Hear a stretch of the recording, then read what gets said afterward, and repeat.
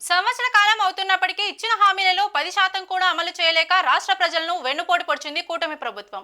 అమ్మకు వందనం పేరుతో తల్లులను, ఆడబిడ్డ నిధి అంటూ 18 సంవత్సరాలు నిండిన మహిళలను, యువగలం పేరుతో యువతను, అన్నదాత సుఖీభవ అంటూ రైతులను, ఫీబ్రాస్ పేరుతో ఆడపడుచులను వెన్నుపోటు పొడిచింది కూటమి ప్రభుత్వం.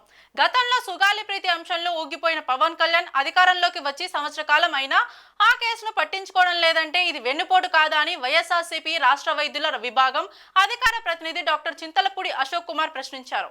సనాతన ధర్మం అంటూ తిరుపతి లడ్డూ విషయంలో పాప ప్రక్షాళన పేరుతో గుడిమెట్లు తుడిచిన పవన్ కళ్యాణ్ అదే తిరుపతిలో ప్రభుత్వ నిర్లక్ష్యంతో తొక్కిసలాట జరిగి భక్తులు మృతి చెందితే ఎందుకు పాప ప్రక్షాళన చేయలేదు? ఇది భక్తులకు మీరు చేసిన వెన్నుపోటు కాదా అని ప్రశ్నించారు డాక్టర్ అశోక్ కుమార్. దాదాపు సంవత్సర కాలం గడుస్తుంది.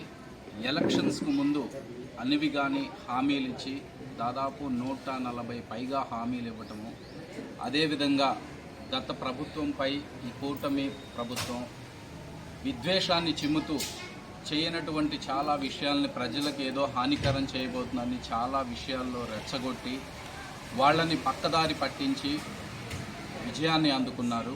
కానీ ఈ సంవత్సర కాలంలో దాదాపు అంటే ఈ 5 ఏళ్లలో సంవత్సరం గడిచిపోయింది. 20% ఆఫ్ వాళ్ళ పాలన ముగిసినప్పటికీ ఇంతవరకు ఇచ్చిన హామీల్లో కనీసం ఒక 10% హామీలను కూడా నెరవేర్చలేకపోయారు. ముఖ్యంగా మీరు చూసుకున్నట్టయితే అంతకుముందు అమ్మ ఒడి ప్రతి ఒక్క తల్లికి కూడా ఎలా వచ్చేదో మీరు అందరూ చూసుకున్నారు. బట్ ఈ సంవత్సర కాలం నుంచి తల్లికి వందనం ఇంటిలో ఎంతమంది ఉంటే అంతమందికి ఇస్తాము అనేది ఒక హామీని తొంగలో తొక్కి ఇంతవరకు అమలు చేయలేకపోవటం, దాంతోపాటు 18 సంవత్సరాలు నిండిన ప్రతి ఆడబిడ్డకి కూడా నెలకి 1500 రూపాయలు ఇస్తారనటము, దాంతోపాటు రైతులకి పెట్టుబడి కింద 20,000 రూపాయలు జమ చేస్తాననటము, ఇంకా దాంతోపాటు మహిళలందరికీ రాష్ట్రంలో ఎక్కడి నుంచి ఎక్కడికైనా ఉచిత బస్సు సౌకర్యం కల్పిస్తామని ఇలాంటి ఒక హామీలను ఇచ్చి ఒక్కటి కూడా నెరవేర్చకుండా అందరినీ ఏ విధంగా వెన్నుపోటు పొడిచారో దాని గురించి వివరిస్తూ ఈ నెల 4వ తారీఖున వెన్నుపోటు దినంగా మా అధ్యక్షులు జగన్మోహన్ రెడ్డి గారి ఆదేశాల మేరకు, అదేవిధంగా గురజాల నియోజకవర్గ ఇన్ఛార్జి కాస్ మహేష్ రెడ్డి గారి ఆధ్వర్యంలో ఈ నెల 4వ తారీఖున పిడుగురాళ్ల పట్టణంలో గురజాల నియోజకవర్గానికి సంబంధించి వెన్నుపోటు దినంగా మేము చేయబోతున్నాము. దాని గురించే ముఖ్యంగా ఈ ప్రెస్ మీటు. అదేవిధంగా మీరు చూసుకున్నట్లయితే 20 లక్షల ఉద్యోగాలు కల్పిస్తాము అని హామీ ఇచ్చారు ఎలక్షన్స్కి ముందు. కానీ ఉన్న అందరినీ ముఖ్యంగా వాలంటీర్ల ఉద్యోగాలు అందరినీ పీకేశారు. ఇప్పుడు మళ్ళీ ఎండివిల ఉద్యోగాలన్నీ పీకేశారు. ఎలక్షన్స్కి ముందు ప్రతి వాలంటీర్కి మీకున్న జీతాన్ని 5,000 నుంచి 10,000 చేస్తామని ఒక వెన్నుపోటు పొడుస్తూ వాళ్ళ చేత ఓట్లు వేయించుకొని ఈ విధంగా దగా చేయటం వెన్నుపోటు కాదా? దాంతోపాటు ప్రతి ఒక్కళ్ళకి పెన్షన్ పెంచుతాము, మేము ప్రతి ఒక్కళ్ళకి పెన్షన్ పెంచుతాము అన్నారు. ఒకటి పెంపు 10 తుంపు అనే రీతిగా ఒకళ్ళకి పెంచుతున్నారు, ప్రతి ఊర్లో 10 మందికి తీసేస్తున్నారు. అది పెంపు అంటారా? మీరే ఆలోచించుకోండి. వృద్ధులకు అందరికీ ఇది వెన్నుపోటు కాదా? ప్లస్ కూటమిలో భాగస్వామైనటువంటి పవన్ కళ్యాణ్ గారు నేను ఒకటే అడుగుతున్నానండి, మన ఇంట్లో ఏదైనా ఆడబిడ్డకి కష్టం వచ్చినప్పుడు మీరు ఆ రోజు ఏ రోజైతే ఒక గన్ను తీసుకొని బయలుదేరారో, ఎలక్షన్స్కు ముందు సుగాలి ప్రీతి అనే ఒక ఆడబిడ్డకి జరిగిన అన్యాయం మీద ఒక ర్యాలీయే కండక్ట్ చేశారు, ఊగిపోయారు గట్టిగా.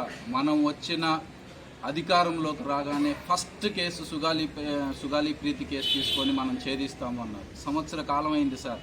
అంటే మన ఇంట్లో ఆడబిడ్డలకు అన్యాయం జరిగితే ఒక తీరుగా, లేదు పరాయి వాళ్ళకు జరిగితేనేమో దాన్ని పక్కదారి పట్టించే విధంగా వదిలేయటం ఎంతవరకు? ఇది వెన్నుపోటు కాదా ఆడబిడ్డలకి? ఇంకొకటి చెప్పారు, ఎక్కడో పరాయి దేశాల్లో జరుగుతున్నటువంటి ఎవరికైనా ఆడపిల్లకి అన్యాయం జరిగితే గనక బెత్తం తీసుకొని కేనింగ్ అన్నారు. ఇప్పటి వరకు జరిగిన ఎంతమంది ఆ ఆడపిల్లలకి అన్యాయం జరిగితే ఎంతమందికి మీరు బెత్తాలు తీసుకొని కొట్టారండి? అది వెన్నుపోటు కాదా?